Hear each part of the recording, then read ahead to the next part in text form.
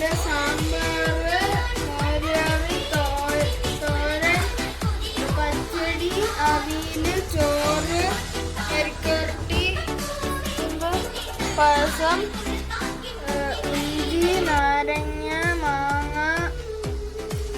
നാരങ്ങ, പിന്നെ നമ്മൾക്ക് ഇതുണ്ട്, നെയ്യുണ്ട്. അപ്പൊ ഗേൾസ്, നമ്മളുടെ ഇലയിൽ ഇത്രയും സാധനങ്ങളാണ് വിളമ്പിരിക്കുന്നത്. ചോറ്, പരിപ്പ്, നെയ്യ്, പപ്പടം, ഉപ്പേരി, ശർക്കര ഉരുട്ടി, ഇഞ്ചി, നാരങ്ങ